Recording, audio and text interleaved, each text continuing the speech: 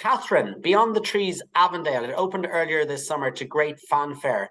It's an initiative of Coillte, obviously heavily backed by Fáilte Ireland. It's a superb addition to Irish tourism. How have the first few months been? They've been something of a whirlwind, Owen. Basically, we opened on the 21st of June, which is the longest day of the year. We had originally hoped to open a little earlier in the season and have a sort of a build up to the summer period, but we were really in at the deep end. And we were extremely popular over the summer months. And we saw really strong visitor numbers in our first few months of operation. And of course, that brings with it its own challenges, but it was a great challenge to have. I'm sure it does. I was there for the opening, and of course, you had President Michael D. Higgins opening That's it. right. And That's right, and that gave us a great boost, if you like. Absolutely, and it was great summer's weather, and I just remember my brief experience along the treetops was really, really extraordinary. Tell us a little bit about the experience that a visitor can enjoy. Yeah, so Beyond the Trees Avondale, it's a 19 million euro investment by Coillte and our partners, Fáilte Ireland and EAK Treetop Walks Ireland. So basically, which is a joint venture between a German company that specializes in treetop walks and Carlingford Adventure Centre. So they the treetop walk and viewing tower at Avondale Forest Park it's first of its kind in Ireland. And indeed, there are a number across mainland Europe, but this really is the first of its kind on the island of Ireland. It's a 1.4 kilometre long timber walkway through the forest, starting at the walled garden. And because it goes out over the Avonmore River Valley, the land falls away below. Even though you're not necessarily climbing on the walkway itself, you are rising up through the forest. And you're rising through an amazing forest because Avondale Forest Park has some of the most extraordinary trees in Ireland. It was the home of Samuel Hayes, who was Ireland's first sort of champion of trees. He started planting trees in the 17th century from all over the world. It then later on became Ireland's first forestry school and the site of the Great Tree Experiment, where the Irish Forestry Service, as it was at the time, started looking at what type of trees would grow well in Ireland. So we have an amazing selection of trees and forest in Avondale Forest Park. The walkway makes its way through that amazing forest and then comes back to earth at the foot of the viewing tower. And the viewing tower is 40 meters high, 10 stories in height, and you climb a very gentle spiral ramp up through the trees up to the viewing platform, which has these amazing 360-degree panoramic views over the Wicklow Mountains, towards the Sugarloaf, towards Dublin and beyond, as far as the Irish Sea. And you have this amazing sort of vantage point that, basically, stunning. It takes your breath away. And then you have the option to return to the ground on Ireland's longest slide, 90 meters long, down from the level just below the main viewing area. So all in all, it's a really exciting, really immersive experience. You get to see the forest in a way that you never have seen it before. You get to see the view of the Wicklow countryside and the mountains in a way that you'll have never seen it before. And then you get the thrill of the slide on the way down. What I loved about it was it's suitable for all ages, all type of visitor, the domestic market, international visitors, families, elderly people. I know you just recently won an age-friendly award, so it really has something for everybody. And that's obviously before we've even talked about the ancestral home of Parnell, which I know is behind you on screen anyway, and that's due to open, I think, next year. So it's a really exciting experiential Irish tourism product.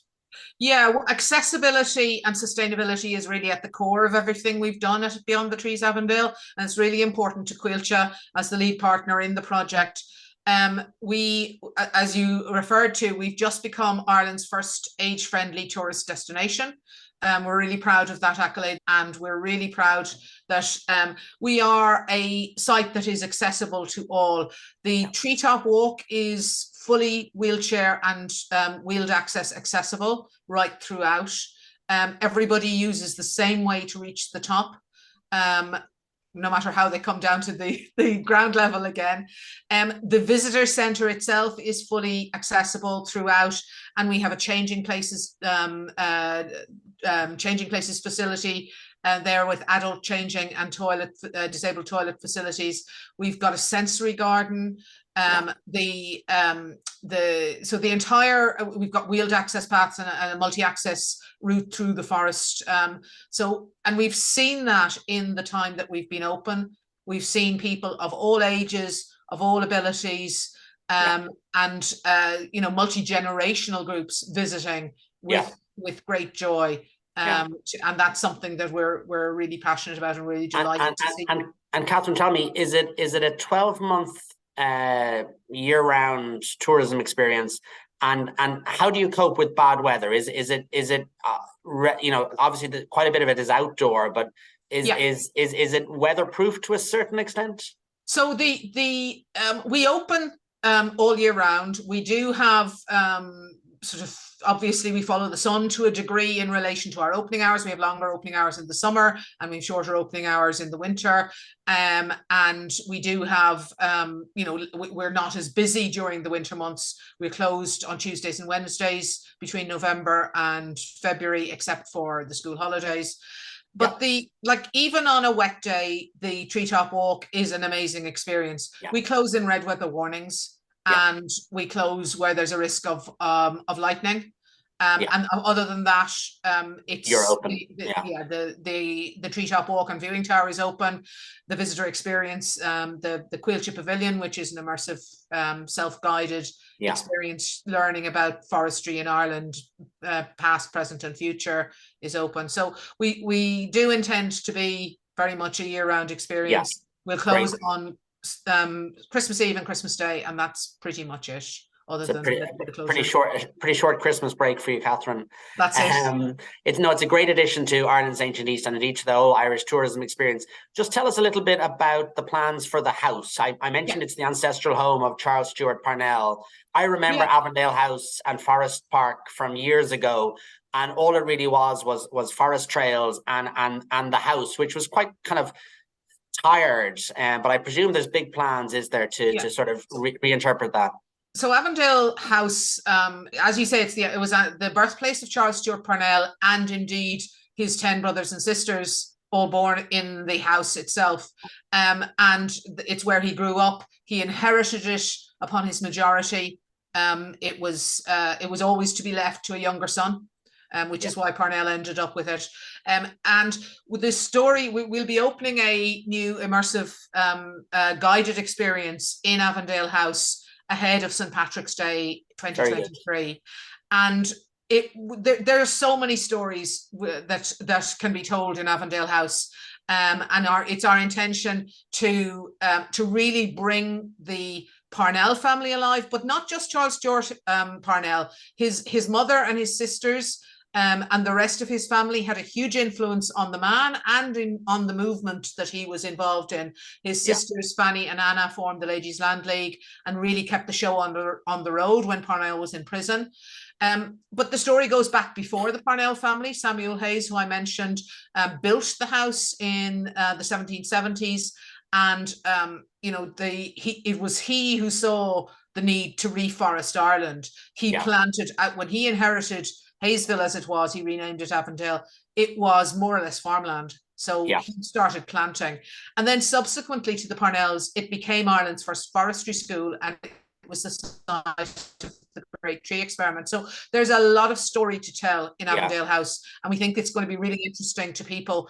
It's a slightly different demographic, although there is definitely some crossover between the Treetop Walk and Avondale House. But we expect we will be holding guided tours in the house. It's a curated experience with a human guide, but there'll be very interesting ways where you'll learn about the stories of Avondale House. Yeah, great. No, it sounds fabulous, and I look forward to coming back and seeing it.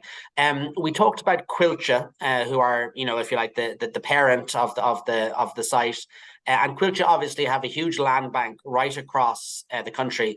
they are obviously wedded to sustainability and forestry and so on. Are there other plans for Coillte to, if you like, become embedded within the tourism industry? Because I mean, Avondale has been such a great success, and it's going to be there long into the future. I just wonder, can something not necessarily similar, but something of a similar vein be done elsewhere in some of the other land masses that Coillte have? Yeah, well, Coillte is custodian of 7% of Ireland's land. So you're right, it is a huge land land estate, and we're the largest provider of outdoor recreation in the country. All of our forest parks and properties are open to the public for recreational use, and yes, to answer simply, we definitely do have ambitions for further tourism related outdoor recreation products.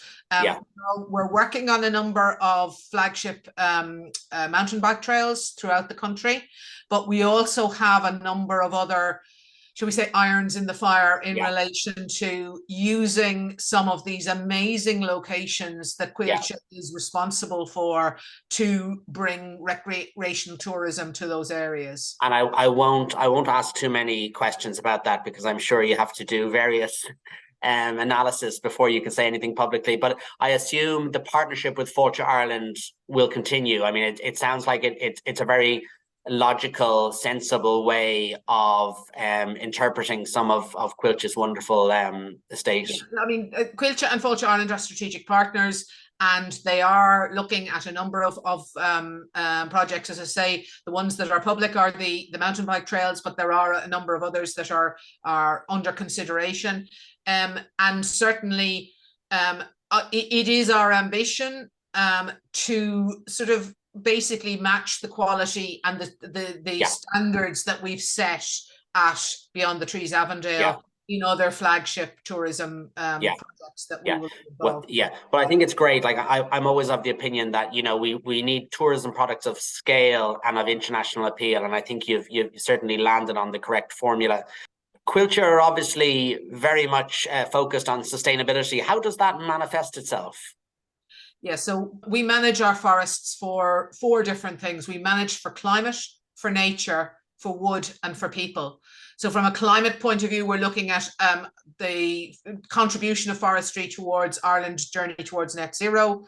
From a nature point of view, to protect the biodiversity that we have throughout our estate, and you know, sort of manage that to the best possible ability.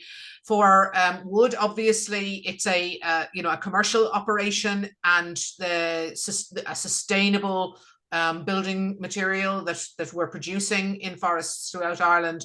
And finally, for people, as I said, the Coillte properties are open to the public for recreational purposes, and the mental health benefits and physical health benefits of spending time in nature really have come home. I suppose during the period of the pandemic, we've never seen as many people using the forest parks as they did during the COVID pandemic, and that has continued.